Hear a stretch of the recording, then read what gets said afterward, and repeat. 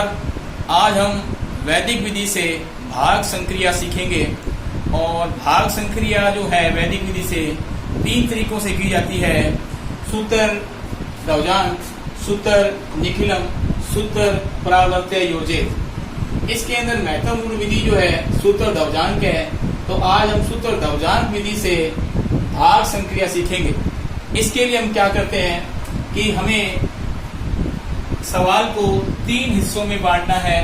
प्रथम चरण, दूसरा चरण या दूसरा भाग कह सकते हैं, और तीसरा भाग। 3 भाग करने के बाद अब हम क्या करेंगे, जिसका भाग लेना है हमें, यानी 87 के अंदर हमें 8 को लिखना है जैसे, और 7 को लिखना है ऊपर की तरफ, यानी इसको ध्वज के रूप में दर्शाना है, झंडे के रूप में। क्योंकि सूत्र दवजांक विधि इसलिए कहा जाता है इसको, क्योंकि हम जिस संख्या का भाग देते हैं उसमें एक अंक को नीचे और दूसरे अंक को ऊपर की तरफ दिखाया जाता है। और ये जो प्रथम अंक है इसे हम बोलेंगे मुख्यांक, और जो झंडे के रूप में है उसे हम बोलेंगे ध्वजांक। ध्वजांक के अंदर एक संख्या भी हो सकती है, 2 संख्या भी हो सकती है, क्या इसी तरह से हम कर सकते हैं। अब दूसरे चरण में हमें क्या करना है, 1, 2, 3, 4, 5 अंक हैं, जिसमें से हमें 4 ही अंक लेने हैं। 9, 8, 7, 6। अंतिम अंक जो है संख्या का 5, उसको हम तीसरे चरण में लिखेंगे। क्यों लिखेंगे? क्योंकि दवजांक विधि में एक ही अंक है। जितने अंक दवजांक विधि में होंगे उतने ही संख्या में से पीछे वाली संख्या जितनी भी होंगी वो यहाँ तृतीय चरण में लिखी जाएंगी। क्योंकि दवजांक में एक ही अंक है, इसलिए जिसमें हम भाग दे रहे हैं उस संख्या में से एक अंक लास्ट वाला तीसरे चरण में लिखना है। अगर दवजांक में 2 संख्या होती तो 2 अंक अपने यहाँ लिखते। अब भाग कैसे शुरू करेंगे, मुख्यांक जो है 8, इसका प्रथम संख्या जो द्वितीय चरण में लिखी हुई है उसमें प्रथम अंक 9, उसके अंदर भाग देंगे। तो 9 में 8 का भाग देते हैं, तो आप देख सकते हैं कि हमारा यहाँ पे भागफल आएगा 1 और शेष फल आएगा हमारा 1। अब इस भागफल 1 को यूं लाइन लगा करके द्वितीय चरण में हमें यहाँ दिखाना है 1, और जो हमारा शेष फल आया है 1, उसको हमें द्वितीय संख्या के आगे लिखना है। यानी नई जो भाज्य संख्या है, नया भाज्य संख, वो हमारा हो गया 18। 18 में अब अपने को भाग देना है। किसका भाग देना है? उसी 8 का। लेकिन सबसे पहले जो नया भाज्य निकाला 18, इसमें से हम संशोधित भाज्य निकालेंगे। संशोधित भाज्य, और वो संशोधित भाज्य कैसे निकलता है, इस 18 में से हमें माइनस करना है जो भागफल आया है और जो दवजांक है उसका गुणनफल, यानी 1 × 7। तो 18 में से 7 एकम 7 घटाएंगे तो बचेगा 11। यानी अब हमारा नया भाज्य जो होगा वो हो गया 11। अब अपने को 11 में फिर 8 का ही भाग देना है।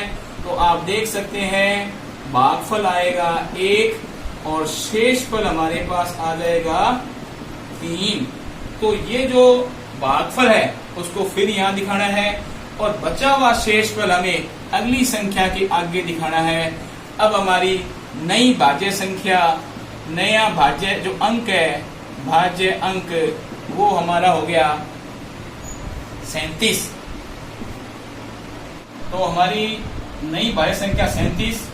अब हमें निकालेंगे संशोधित भाज्य संख्या, और संशोधित भाज्य संख्या निकाले तो 37 में से फिर भागफल 1 और दवजांक 7 का गुना घटाएंगे। 7 × 1, ये 30 में 37 में से 7 गए तो बचा 30, और 30 में फिर हम भाग देंगे 8 का, तो हमारे पास भागफल आ जाएगा 8 × 24, 3, और शेष फल हमारे पास आ जाएगा 6। तो इस भागफल को यहाँ दिखाएंगे और शेष फल को उसके आगे वाली संख्या 66 पे दिखाएंगे। अब हमारा नया भाज्य हमारे पास आ गया 66, और 66 के बाद अब हम निकालेंगे संशोधित भाज्य, और उसके लिए फिर से 66 में से 3 गुणा 7 यानी भागफल और दवजांक का गुणा घटाएंगे तो 3 7 21, 66 में से 21 गए तो हमारे पास आ गए शेष 45। अब 45 में हम भाग देंगे वापिस 8 का, तो भागफल जो है वो हमारे पास आ जाएगा 5 और शेषफल आ जाएगा 5।